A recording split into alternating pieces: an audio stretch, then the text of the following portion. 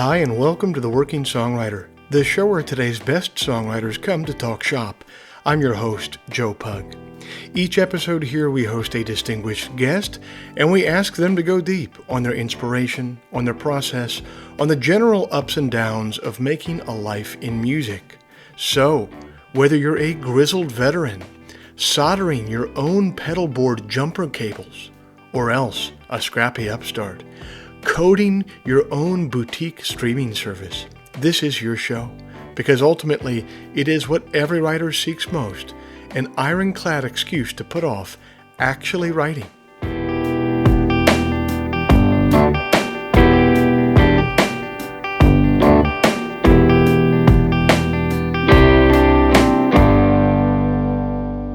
Hey everybody, it's the first Friday of November 2022, and I thank you for joining us. This week's show is brought to you by Bandzoogle. Built by musicians and for musicians, Bandzoogle is an all-in-one platform to build a beautiful website for your music. I'm old enough to remember when you had to pay somebody called a web developer to get a website made, and it would always be some guy named Paulie who drove a Toyota Echo with a lift kit and who was always trying to loop you into some scheme that involved those America Online CD-ROMs that they used to send to old people in the mail. And old Paulie would charge you about $1,000 for a website that would be obsolete in 6 months. But listen, it's the future now, you guys. That's not how it works anymore. We're allowed to have nice things now. One of those nice things is Bandzoogle. Bandzoogle powers the websites of tens of thousands of musicians around the world, from weekend warriors to Grammy winners. All the features you need for a professional website are already built in. Hosting and a custom domain name, dozens of fully customizable design templates, and they've just added custom landing pages for musicians. You can now easily create your own music landing pages using preset page templates and built-in funnel tools. The Working Songwriter podcast listeners can go to bandzoogle.com to try it for free for 30 days. Use the promo code TWS, the initials of our show, TWS, to get 15% off the first year of any subscription. If you'd like to hear some of my music live in the coming weeks, you can check out my tour page, joepugmusic.com/tour, where there are a bevy of new tour dates posted all around the world, from London to Wolf Trap. Or you could find me the first Sunday night of every month at 9 p.m. Eastern over on YouTube for Sunday Songs. That's a live stream. I'm live. I'm playing tunes live. I'm taking questions in the live chat. I'm taking requests in the live chat. It's a really fun, really interactive experience. I dare to say that we're building something of a little community over there, including many people who are listeners to this podcast. So come on over and be a part of it. It's the first Sunday night of every month at 9 p.m. Eastern. You just go to joepugmusic.com and click on the live stream tab to set a reminder. Finally, if you enjoy this podcast, if you'd like to help it remain a viable endeavor for me, here's a couple things that you could do to help. First, you could become a supporter of the show over at Patreon. Patreon is a platform that allows you to directly support creative endeavors that you find meaningful. You just head to their site, Patreon. You search for The Working Songwriter, or you search for my name, and then you sign up to kick in a few bucks every month for the show. Think of it as a voluntary subscription. A subscription that you certainly don't have to pay for, but that you choose to pay for because you dig the show and because you won't miss a few bucks at the end of the month. If just 1% of our listenership would kick in the price of a cup of coffee every month, it would make an immense difference. So thank you to everybody who's taken the time and the capital to support the show in that way. If you're not in a position to support the show in that way, I totally understand. You could still help us out in a couple ways for free. First, you could leave us a rating in the iTunes store, or second, you could tell a friend about the show. Spread the word about the show. The simple math on those two things is that they will help me much more than they will be a pain in the ass for you. Okay, I'll end all the harassment there. It was a pleasure to talk to Adam for this episode, and I hope you enjoy all the brilliant things he has to say.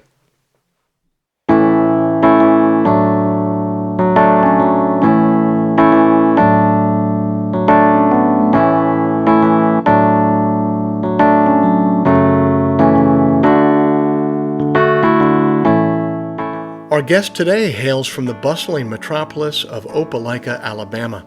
Adam Hood was inspired by the sounds of John Hyatt, Hank Williams Jr., and Vince Gill to follow his own star into entertainment and music. He built a career as an outsider and learned the ropes of touring by spending 3 years on the road supporting the legendary Leon Russell.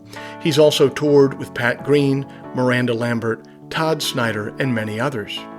In addition to his career as an artist, he has written songs for Little Big Town, Anderson East, Josh Abbott Band, Leanne Womack, Brent Cobb, and many others.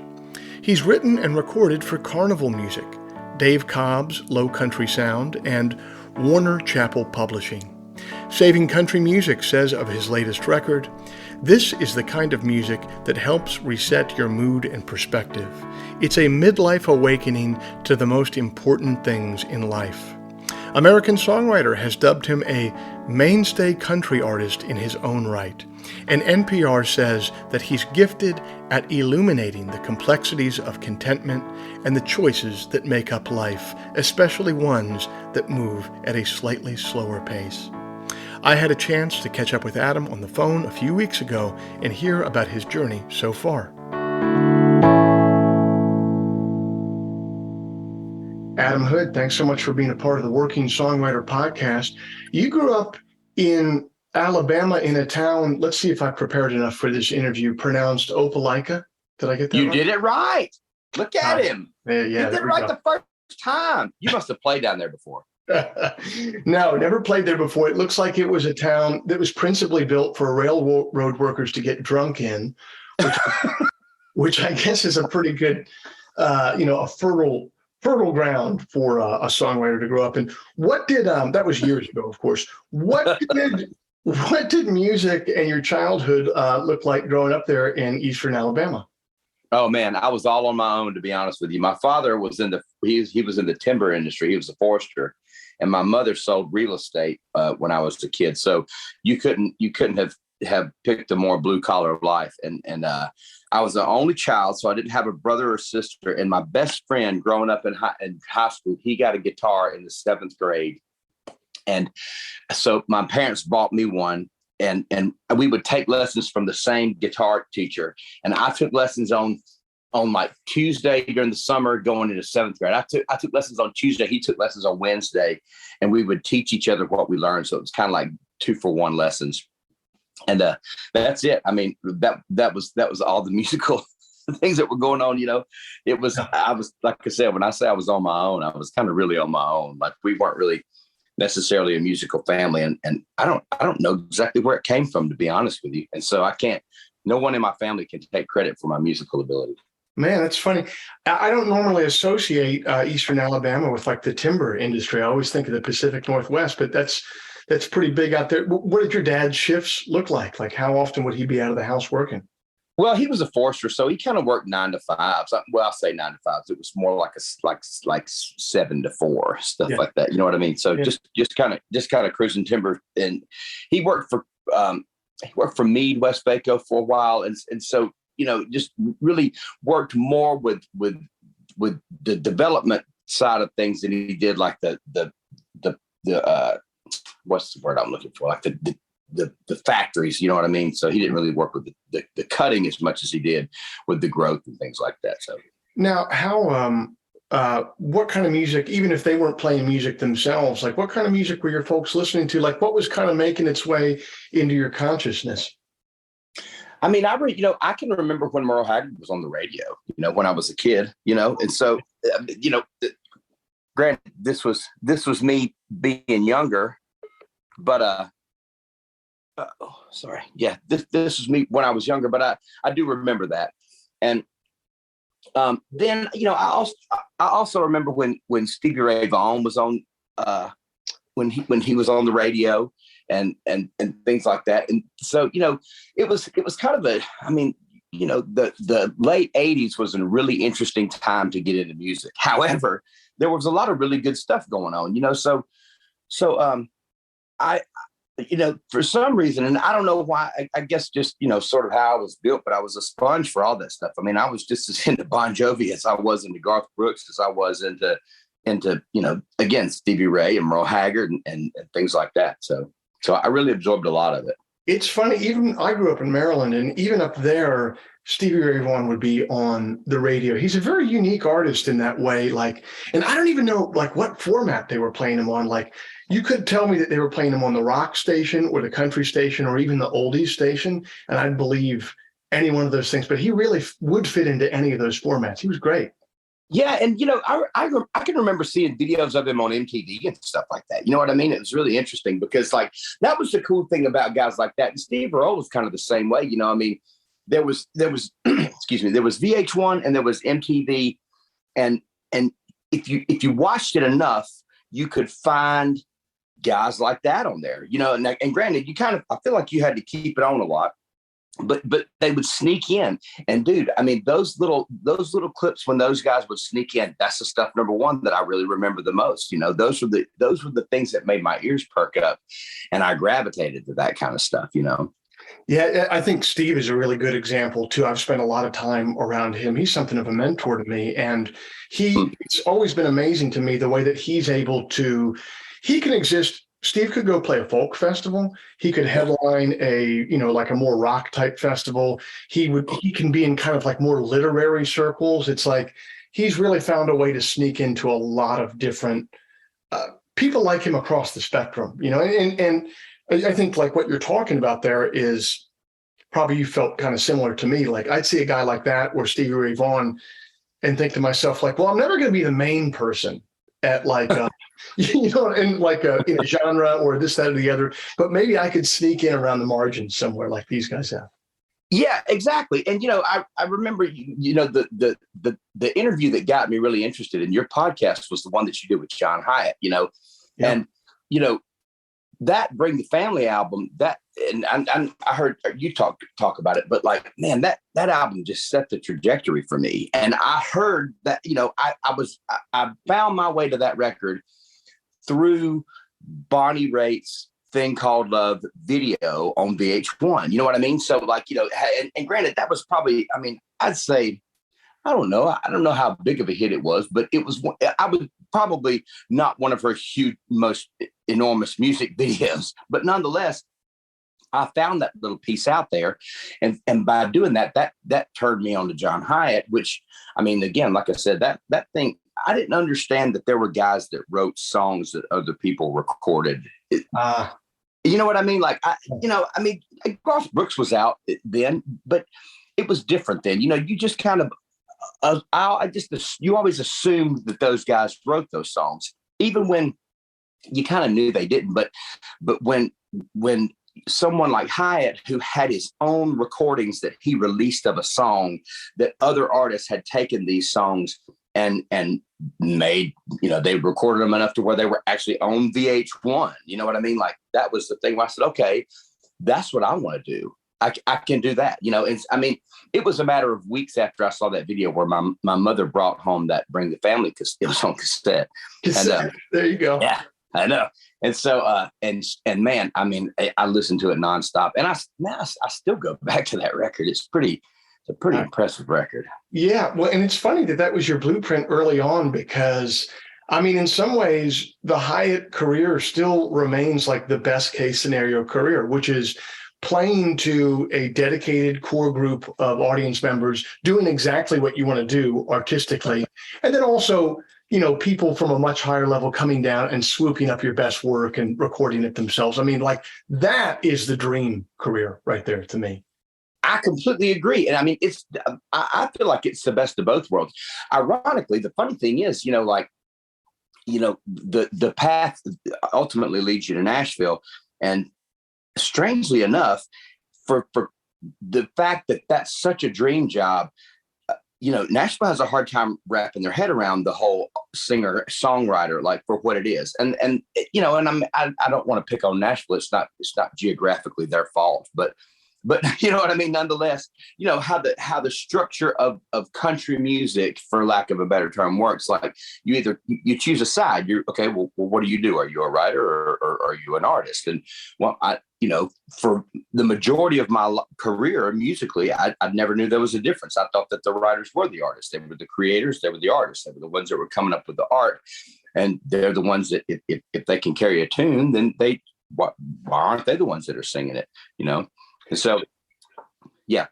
So take me to that period in between so your mom gets you this Bring the Family cassette. This really kind of lights your mind on fire, kind of gives you some ideas of what you could do. And then you're talking about later on arriving in Nashville and having to kind of navigate this bifurcated process. Take me to a period in between where you kind of make the decision. A lot of people are into music when they're young, but not a lot of people kind of make a go of it. So do you remember the moment when you decided to kind of make a go of it, and what did that look like? How did you embark on everything?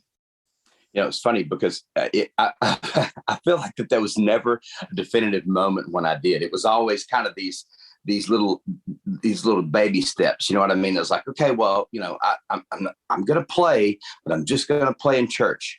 And I'm going to play, but then I'm just going to do this Friday and Saturday night thing. I played at this place in high school called the Breezeway, and it was one Friday and Saturday night a month. And he gave me $150, and I was like, "That's it, man." Yeah. Aerosmith, And so, and it was just always these little things that kind of gradually got me out of my shell, and which there's a part of me that thinking back and in decision making, that it was the lack of initial commitment sometimes that I wonder if it wasn't a hindrance. You know what I mean? I wonder if it wasn't what set me back, because nobody tells you about the business side of these things. You know what I mean? Nobody really tells you that you kind of need to understand how a label operates, the mechanics behind those things before you concern yourself with working with one. You know what I mean? And granted, that crap shouldn't matter to a 20-year-old. That shouldn't matter to a 17-year-old. That shouldn't matter to a dreamer. However, it's really important. I mean, it's the kind of stuff that, like, had I known then what I know now, I'd have made a lot of decisions differently. But I don't know. Maybe that's any line of work, or any phase of life, I suppose. No, I think you're right. That kind of tracks somewhat onto the Churchill political statement of, like, if you're not a liberal when you're young, you have no heart. If you're not conservative when you're older, you have no brain. And, like, it kind of like it tracks onto the idea, like, because I think the same thing too, man. I'm like, man, I might have left some money on the table here. I wish I'd been thinking about this when I was 24. But then the more I think about it, I kind of come to what you were intimating there, which is just like, no, you know what, man? I shouldn't have been thinking about deal points when I was 24. I should have been thinking about exactly what I was thinking at the time, which was, how do I become Bruce Springsteen? You know what I mean? Yeah. And yeah. And now that I'm older, I'd be crazy to still be in that frame of mind. It's better that I think, okay, well, here's how I can run my business so that I can see my family all the time, so I can pay for my kids' school, so I can pay for my mortgage. Like that, these things make sense in their own time. Right, exactly. And, you sort of, I think you kind of have to start out this business with an elaborate dream. I mean, this, at the end of the day, this really is, it's a lightning in the bottle, job. But it's a job where it's a dream that comes true. You know what I mean? And so I feel like that's also something that if you don't have that, if it's not a huge dream of yours, you're not going to tough it out, because it's hard, because there are things like that there are the business side of things. And the cool thing is, I know you can attest to this, that there's more information out there now than there was back then. Like you didn't, I don't know how it was with you, but like, I didn't have anybody to go to. I didn't have, I get messages from people on Instagram all the time. It's like, hey man, I'm a young artist. Do you have any advice? I couldn't send John Hyatt an email and ask him if he had any advice for a young artist. Right. You know what I mean? And me, I answer those things. I say, okay, and answer them in a non-cynic way, and try to be honest and say, okay, look, all right, since you're asking, I admire you being bold enough to send this message to someone and say, hey, can you give me some advice? And so I try to give them a decent advice, for whatever that's worth. But nonetheless, that wasn't even in the realm of our coming up. You know what I mean? It wasn't even a possibility. No, it was as if you were approaching a giant, like a giant skyscraper, and as you walked on the sidewalk around it, there were no windows or doors to get inside. You were just like walking around the base of this obelisk, and it is much different now. Things are much more horizontal now. You are able to send a DM to somebody. Now, maybe they won't answer it, but like just the fact that you're able to even send it, I mean, that's insane. Yeah, or even the idea of social media just being there in general, that you can actually, I mean, that interview that you did, I don't know that I've ever even heard John Hyatt do an interview until your podcast, to be honest with you. I mean, I don't know how many he's done, but he hasn't done that many. And so, because I tell you this, if he'd done a lot, I'd have found him by now. You know what I mean? Right. So yeah. The fact that it's there is, just is a testament to the fact, like at least now you have the ability to hear those interviews from those people. And not even, I mean, even that, I mean, because I'm, like we're talking about, I mean, if it was, I mean, I remember when No Depression was a publication, and man, I read it. I read everything, I read Amy Mann's interviews, and I mean, not to say anything about people like Amy Mann. I mean, I think she's great, but like, it's not my style of music. But whatever advice I could find in that, I would absorb. Just to try to figure out how to do this, like you said, how to figure out how to get into something with no doors or windows. So what was the first break you got? Was it from touring, or was it from going to Nashville? You were signed. We've had a lot of people on here.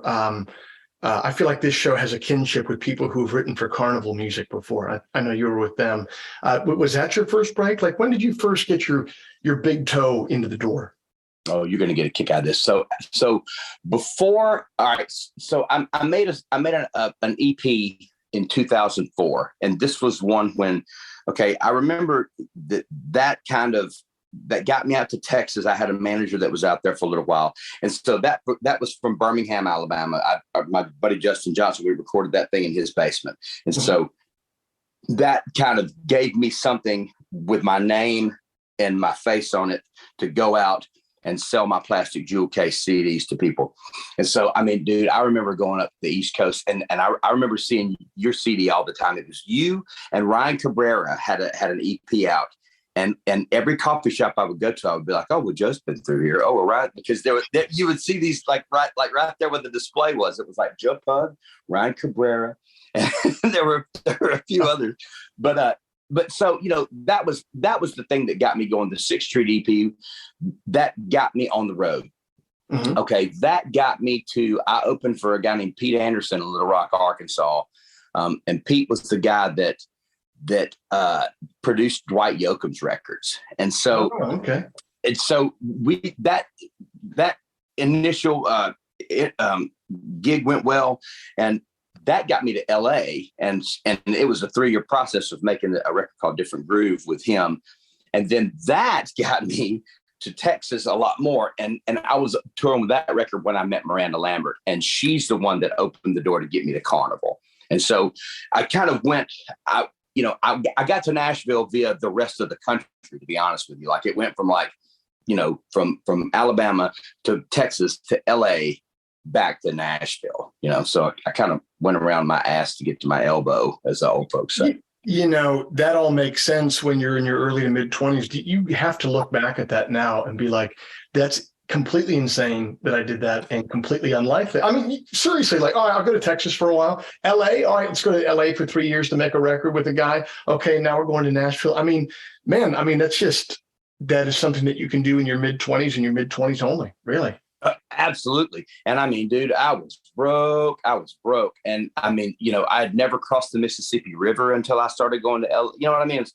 Texas, like, it was, we didn't vacation a whole lot. You know what I mean? And so I never saw these things until I started trying to go make a living in these markets and stuff. And yeah, it was trial and error, and it was doing it the hard way.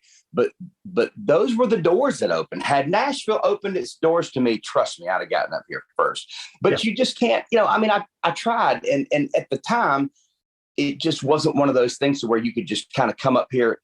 I mean, I still do it now. We still live in Alabama. And I mean, in fact, I'm in Nashville now. I'm in my apartment up here. And so I have a place, but it took a long time to get to the place where I have a job. You know what I mean? Like I realized after doing enough open mic nights, it's like, okay, you need to step back and punt and see if you can't find a way to just stay out of there until you have a reason to be up there. And once I had a reason, and that reason was, initially that was, Miranda, like I said, she got me to Frank Liddell. And so, I mean, I think she and I wrote a couple of times. I wrote with Heather Little, who was signed to Carnival, who had, I think Heather wrote Gunpowder and Lead and a couple of Miranda's earlier hits.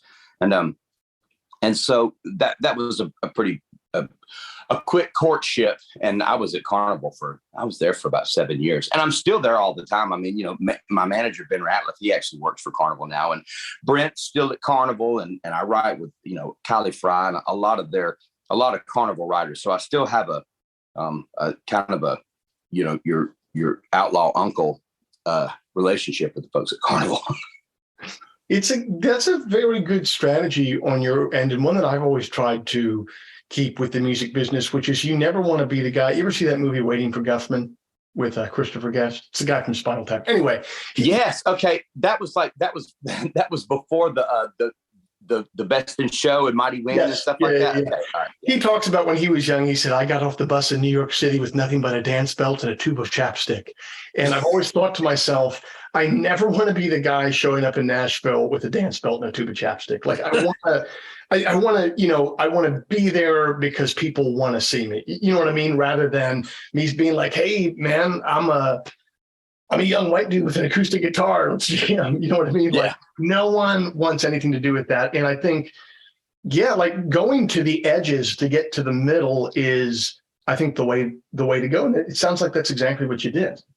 I mean, it was really the path that opened itself up for me, and I'm glad I did it, but I learned a lot. I learned, and again, like I said, it kind of goes back to what we're talking about. I mean, this was the experience that they didn't really write about in the What You Need to Know About the Music Business books. You know what I mean? Sure. Like, trust me. I mean, you and I both can agree with. We probably read enough of those to understand. Okay, I got to start pounding some pavement in order to figure out how this crap works.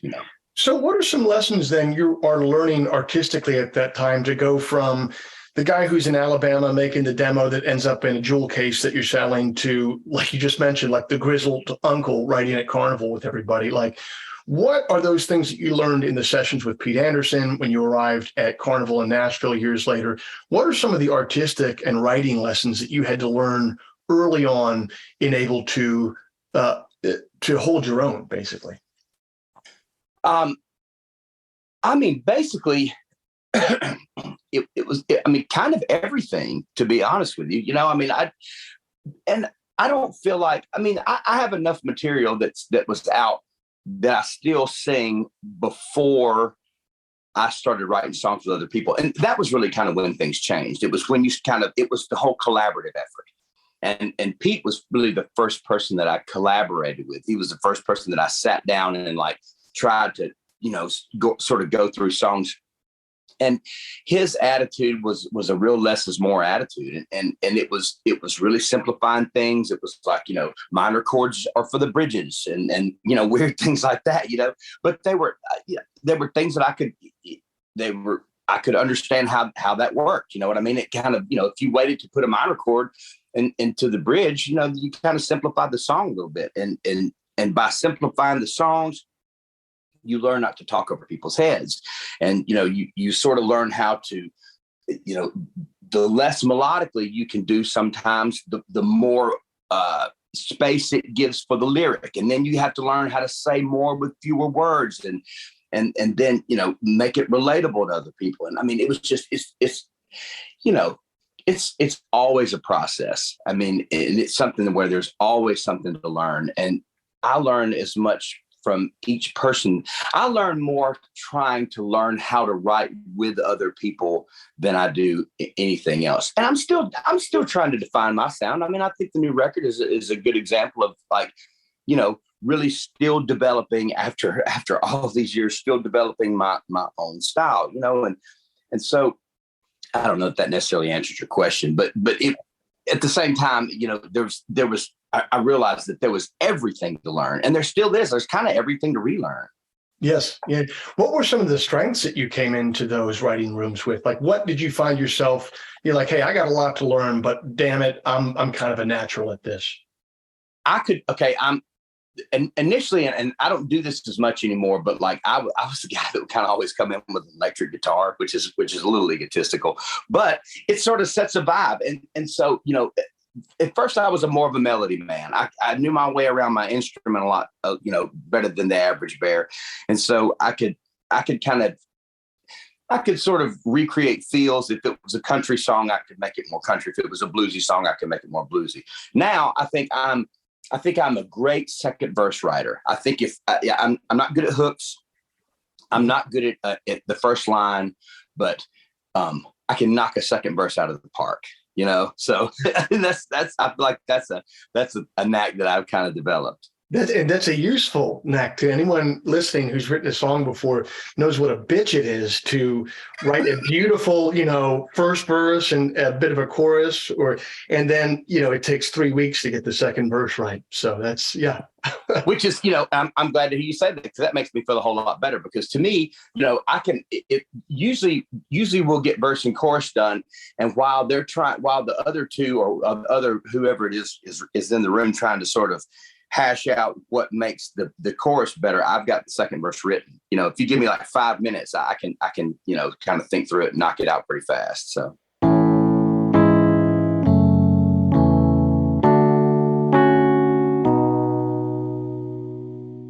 Are you stuck in a rut? Are you tired of listening to that Jimmy Buffett 20th Century Masters CD over and over again and need some new music? Are you sick of making hamburger helper beef stroganoff for dinner every night and you want something new to cook? What you are looking for, my friends, is the Enthusiast Digest. That's my monthly newsletter, which arrives in your inbox the first Sunday morning of every month, bursting with musical recommendations, poetry selections, recipes and cooking techniques for my favorite dishes, and items of general interest culled from the vast cesspool that is the internet. The Enthusiast Digest is free to subscribe to. If you dig the poetry that you hear on this show and the artists that you're hearing from, you'll dig the newsletter, because I approach it with the exact same sensibility of curation. Go to joepugmusic.com/newsletter today to sign up for free. That is joepugmusic.com/newsletter. It takes approximately 15 seconds to sign up for a free newsletter that will enrich the first Sunday of your month with a veritable cornucopia of new and delightful recommendations.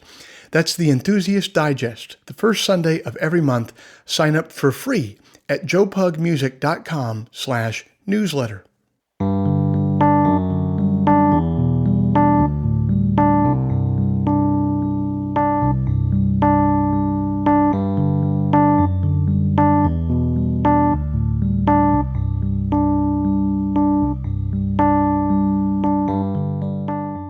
Adam and I are in a similar season of life. We're both fellow songwriters with young families, so he's familiar with the same problem that I have. That is, being highly invested in using words, but not really having anyone around who will listen to them. And there's a wry poem by Hal Sirowitz that touches on that phenomenon. It's entitled, Reusing Words. Don't think you know everything, Father said, just because you're good with words. They aren't everything. I try to say the smallest amount possible. Instead of using them indiscriminately, I try to conserve them. I'm the only one in this household who recycles them. I say the same thing over and over again, like, who forgot to turn out the lights? Who forgot to clean up after themselves in the bathroom? Since you don't listen, I never have to think of other things to say.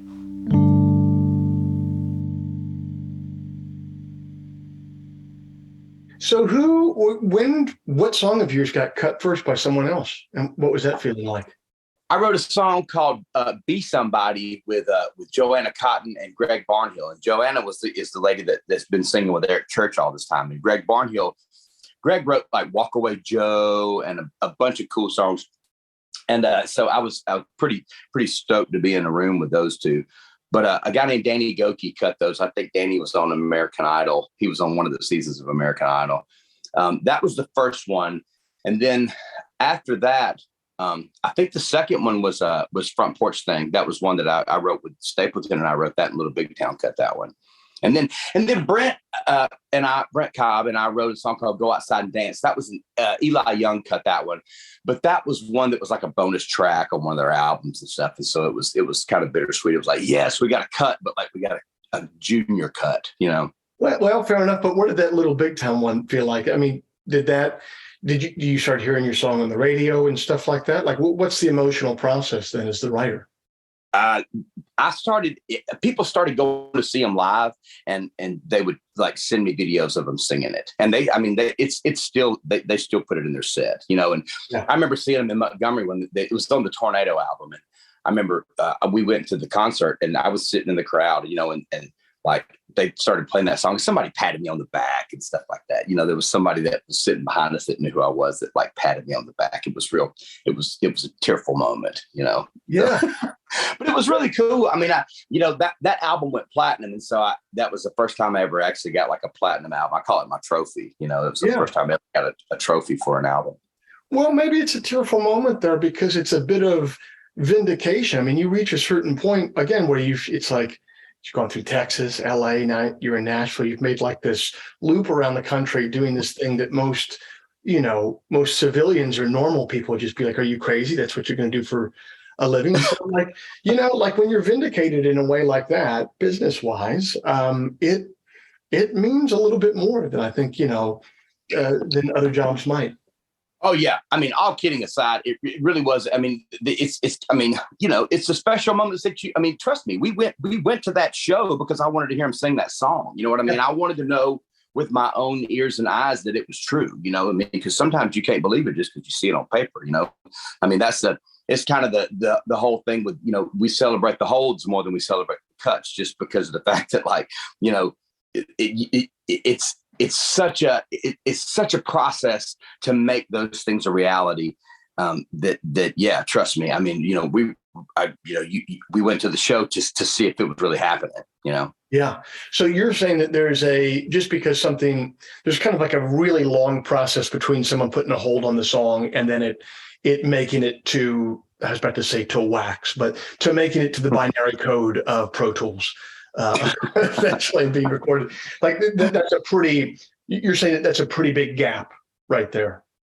Yeah, for sure. And I, you know, I understand why. I mean, it's just, you know, because the holds of those things, it's like, okay, well, you know, this, you know, whoever it is, the producer or I mean, A&R, I don't know how much A&R exists anymore, but like, you know, whoever it is that's representing the artist that's in the listening room, quote, with the person that's playing the songs, you know, they say, okay, well, I like this song, set it aside for us. And so setting a song aside for Kenny Chesney or whoever it is, you know, that doesn't necessarily mean they're going to record it. And sometimes it takes that song out of the picking pool for a while, you know, and which can do it can do good, or it can kind of do harm sometimes. I mean, I've taken songs out of the old picking pool because I got tired of people having them on hold, and I said, damn it, you're not going to keep this song on hold anymore. I'm going to go ahead and record it since you won't do it, you know. Right.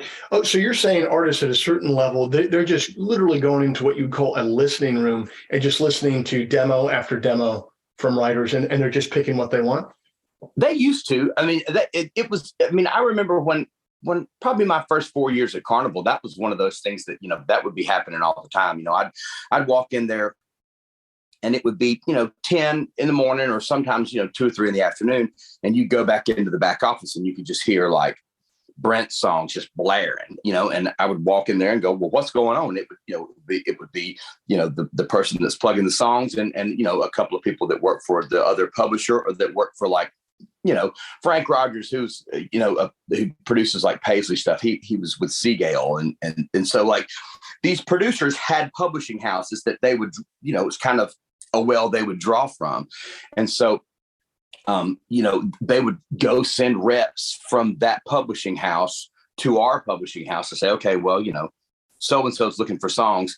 What have you got to listen to? And, you know, our song plugger would pull from there and go, hey, listen to this song that Adam wrote, listen to the song that Brent wrote, listen to this one that, whoever it is wrote. So describing it like that's really neat, because it's almost like someone's coming to it's almost like you have like an inventory there to sell. You know what I mean? It's like, oh, well, if you come to our boutique, at our boutique here, we have a lot of inventory. Now, some of this inventory would be better for so-and-so, but for you, we'll pull one of Adam's songs, one of Brent's songs. It's very interesting. It really is. I know. And that was the cool thing about it that I really didn't understand. It kind of, again, it's to see how that worked. And it doesn't really work as much like that as it used to. I mean, of course, people still do, but like, I don't see it happening as much as I used to. But I remember this guy named Dale Dodson, who a lot of people would know around here. Dale said that he was at Decca Records when Jerry Lee Lewis was there, and said that Jerry Lee recorded a lot of Mac Vickery songs, and said that Jerry Lee would just go into the whatever listening rooms there were and just pull everything that Mac Vickery had written and just start listening to Mac Vickery songs, and so it's an interesting perspective to sort of see how that works, because again, same thing. It gives you another thing where you can go, okay, it's just another strategy.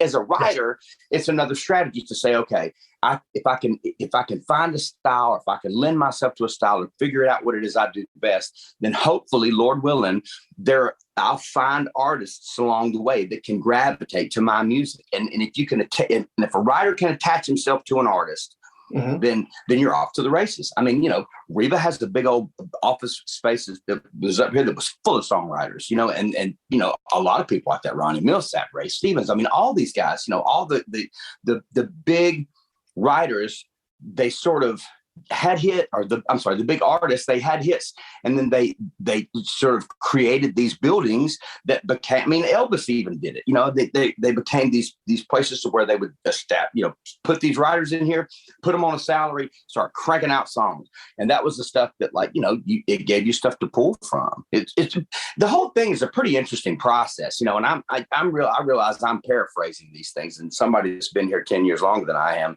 would probably tell me that I'm telling the whole thing wrong. But nonetheless, it was how I saw it when I started coming up here, Yeah. Well, it sounds like on a certain level, it's like, all right, obviously Bill Belichick is a great coach, but, to see his brilliance, you needed Tom Brady running the offense for 20 years and not necessarily, who was the guy in between Brady and Mac Jones?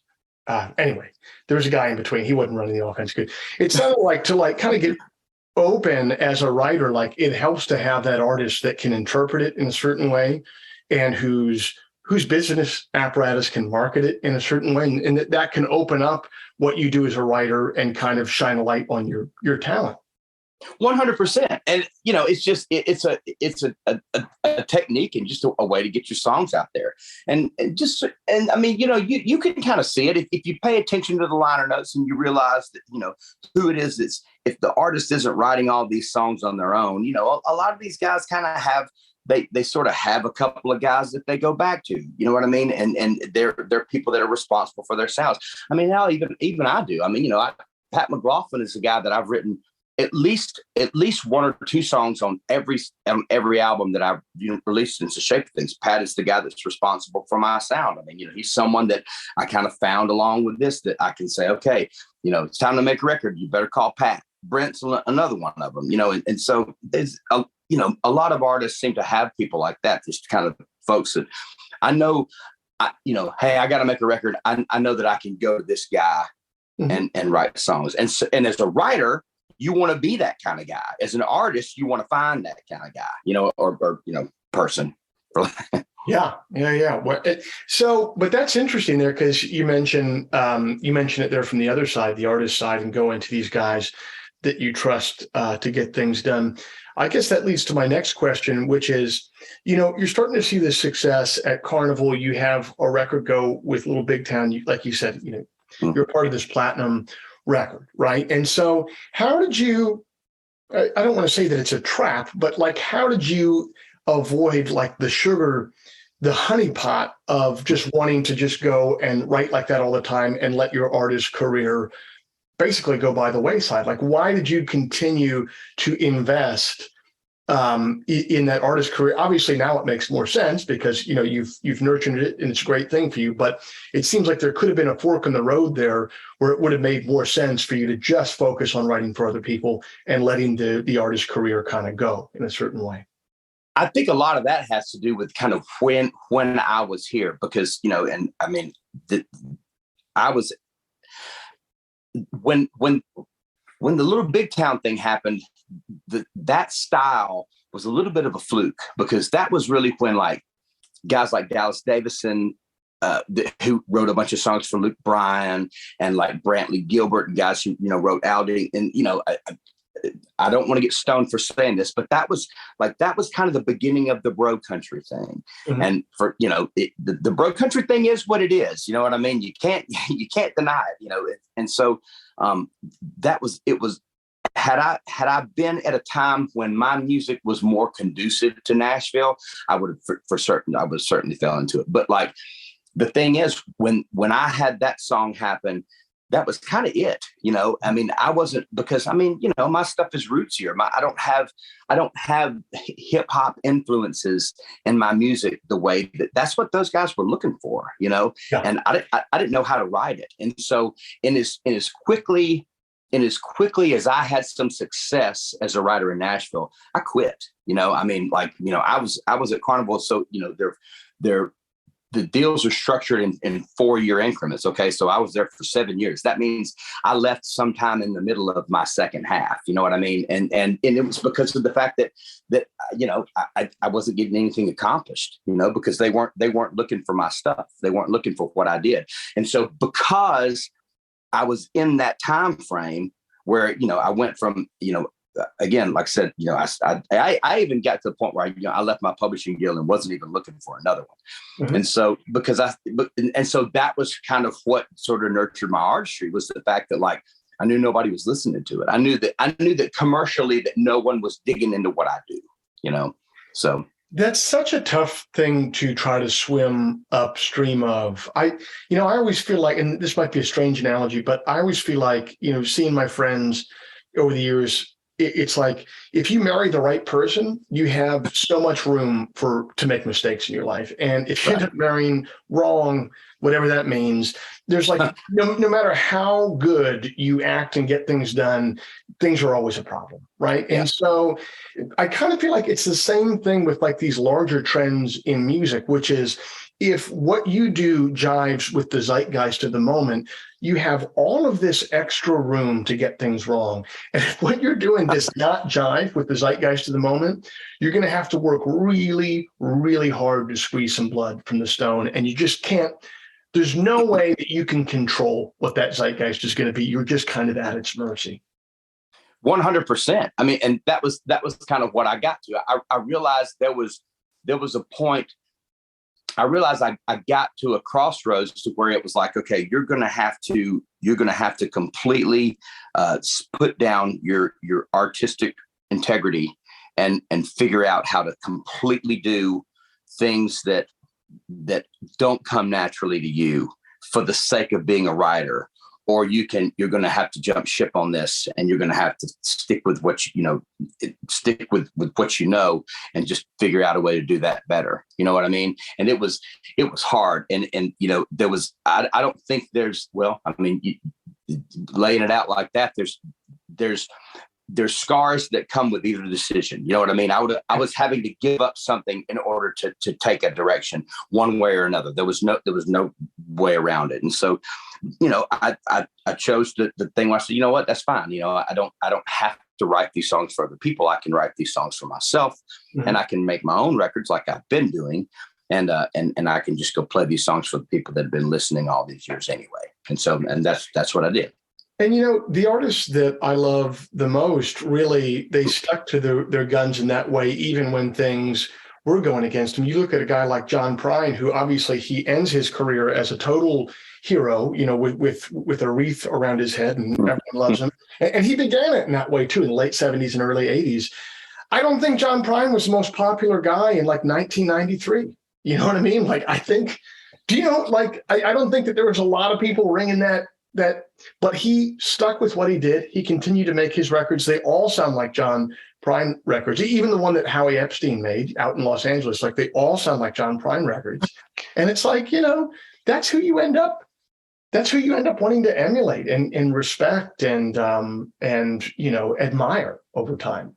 Yeah, just somebody that kind of stays consistent through the ebbs and flows of how trends work. You just, I'm with you. I think Prine. I remember Paul Thorne he said, man, because he same thing. And someone who kind of feels the same way. Paul was like, man, I admire John so much because he's so beloved, but then he can go to the grocery store and nobody bothers him. You know what I mean? Like, it's, it really is. It's the best of both worlds for someone to be so admired, but at the same time, just sort of have this anonymity, not so much as just normalcy. Just, you're a dad. You understand how important it is to not be Joe Pug. You know what I mean? It's and I love that my girls know what I do and they like what I do, but like, it's funny because, so I have one that just turned 25 like yesterday. Oh, wow. I know. And then I have one that's 6 and one that's 4. And I've seen all 3 of them go. Well, the youngest one hasn't gone through it yet, but like, there's this awakening that sort of, they say, okay, well, dad's gone. Okay, well, dad's gone because he's playing music. Okay, that's pretty cool. But then they go, oh, wait, that's dad. You know what I mean? Like they go, oh, wow, well, my dad is like that guy that's on stage right now that's playing the music I'm listening to, like that's my father. And it's real weird for them. You can tell that they sort of have this, like there's a recoil there. You know what I mean? Like it's like, this is, I don't know how to feel about this. Like I don't know how to feel about other people looking at my father like that. And then I don't know how to feel about accepting my father being this way. It's a real weird thing. It's a real weird thing. And I there's a part of me that sort of, it's a little painful, you know what I mean? And so it's that aspect of things that, like, it's not exposing my kids to anything, but nonetheless, I just don't want them to ever I don't want them to ever feel those kind of things about what I do. And either way, they've all accepted it for better. They got no choice. They're going to accept it one way. It's going to, because it feeds them. And so they better damn well accept it. This is where the fruit snacks come from. So. Exactly. Yeah. Your dolls are, at least this tour is paying for your Christmas present. Yeah. So anyway, but that's the thing, you want to still be able to be a dad, and none of that stuff ever affect how you parent, how your children look at you, how they listen to you, how you're able to sort of help them, how guide them through life, Yeah, that is a guiding principle for me as a parent. Just this idea of, I basically never talk to my kids about music. They never see any. Well, I mean, I talk to them about music, but not what I do. And because I want our love and our connection to remain pristine and private and very private. And you're right. Like my only one of my kids that's come to see me play. I have 3 kids. My oldest, my 6-year-old, he came to a show once, and I know exactly what you're talking about. Like this kind of, it's not quite a moment of pain, but it is this realization for a moment that my son saw that I have other relationships in the world that are nowhere near as important as my relationship with him, but nonetheless, that I have other responsibilities in the world than he kind of knew of. And there is, it's not exactly dying a little death, but it is like, it is bittersweet in some way, and you watch it happen with the kid for sure. Totally. And you can, you can relate, because you can put yourself in their shoes. I can only imagine what that feels like, and your children better than anybody else does. And so, the expressions on their face, kind of, you can see the wheels turning in their heads and sort of, know their thoughts and it's a little bit of a hard pill to swallow. And there's a little bit of guilt there. There's, and that was the thing with my oldest, it was really hard to leave because, that was, of course you can imagine that if a man has a 24-year-old and a 6-year-old, that's probably first marriage, second marriage. Well, first marriage was a bit more difficult, which is why there was a second one. And so, those things, there was a lot more guilt involved that I drug with me across the friggin' country everywhere I went, and so, it's hard. It's hard. And, you have to, again, it was another thing I had to learn how to navigate through, just the acceptance of it and still find a way to be a dad and be a normal person. Yeah.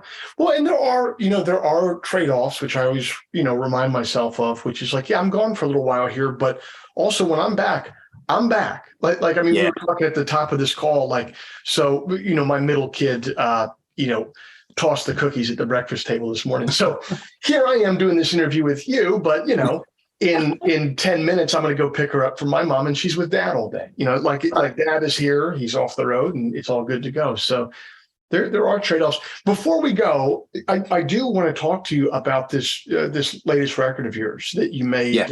You made this at the Sound Emporium in Nashville? No, we did somewhere in between at the Sound Emporium. Okay. This Bad Days Better. We did this in Capricorn in Macon. Okay. Yeah. Oh, wow. How'd you end up down there? So a bit of this. It was, of course, this was a COVID record, and so my manager Ben Ratliff had gone down to Capricorn. Okay, so Mercer University bought Capricorn. Okay. They went in and they bought the studio, and they've kind of gone in and they've restructured the whole place, and then they kind of the block that the studio is on is like there's apartments there and they have a museum there and kind of just sort of this restructuring of a city block basically around the Capricorn studio. Okay, so they did this. The studio opened like December 2019. The world shut down March 2020. Okay, and but the studio was still open and functioning, and they were trying to figure out how to do things. And so Brent and I had talked about making a record, and we kind of took it to Ben, and Ben said, "Okay, well, why don't we do this down in Capricorn?" And it worked. And I mean, there was nobody down there, and so but because it was a COVID record, I mean, we got Charlie and Richard, the guys from Blackberry Smoke, to come down there and be the band. So Blackberry Smoke is my backing band, but it was all done in Macon at Capricorn, which was really cool because they restructured a lot of stuff, but the guy that is in charge of the building said that the studio room, like the tracking room, was all perfectly intact. Everything was falling down, but everything is completely the way it was like when the Allman Brothers were in there recording. So it's a really special room, and it was neat to sort of feel the vibe, like. You know how it is. Like every studio has a personality. Sound Emporium certainly has its own personality, but you kind of hear it in the playback more than you hear it in real time. Like you kind of can't tell as much with most places. With that studio, you can, I mean, like it's in the wood. It really is. It's kind of vibrating as you're doing it. Right on, man. And like, how did the record turn out in ways that you didn't expect because of that? I think it really kind of made it rootsier, and which is that's sort of. It's why everybody, we're going to go to Fame and we're going to make a roots record and we're going to go down here and make a roots record, and everybody has that intention, but it's what I needed. And I needed it because of the fact that I've never liberated myself enough to do that. And it's kind of what I do best. But it's what I've also been afraid of, because it's kind of like, like if you can't play the fiddle, you don't need to be playing the fiddle. Like if you can't sing blues music, you certainly don't need to be up there singing blues music, because when it's bad, Yeah. And so it's turned me away from it, because I don't want to be a poor representation of something. Yeah. Because but that's the thing. If you're going to be a poor representation of it, I've picked about the hardest, art form in the world to be a poor representation of, and it scared me. And so, but this was an opportunity to sort of say, okay, I'm going to let my hair down and get a little bit closer to the core of this. We're going to, this is going to sound a little bit more like a Delbert and Glenn record than it's going to sound like a Nashville record. But, we're going to get a little bit roots here. And that was the right place to do it. And I think that, having Brent produce the record, having the guys play on the record, having these songs and doing it in Macon, I think that was really kind of, it would allow me, it gave me space to sort of let my hair down and to kind of trust this, and to be able to say, okay, this has the vibe, this studio room feels this way, Well, I'm thrilled for you that this was the time to make that record, and I think your audience is going to love it, man. I can't wait to watch it grow. And I thank you for coming on the Working Songwriter podcast. I really appreciate it. Man, thank you so much for having me, dude. I'm a fan, and I've enjoyed our conversation today, man. It's been great. Thank you. Same here, man. It's a real honor to be here.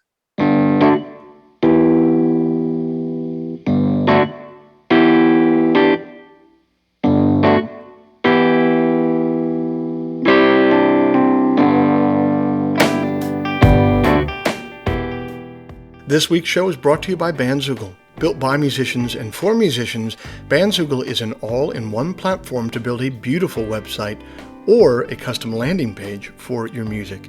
Use promo code TWS, the initials of our podcast, TWS, to get 15% off the first year of any subscription. Adam Hood's latest album is entitled Bad Days Better, available everywhere music is sold or streamed. If before we meet again you sit down to write, please remember, an expensive drug habit is not a song, a compelling Instagram account is not a song, and most importantly, reverb is not a song. So let all that take care of itself, and for you, just keep your eye on the song.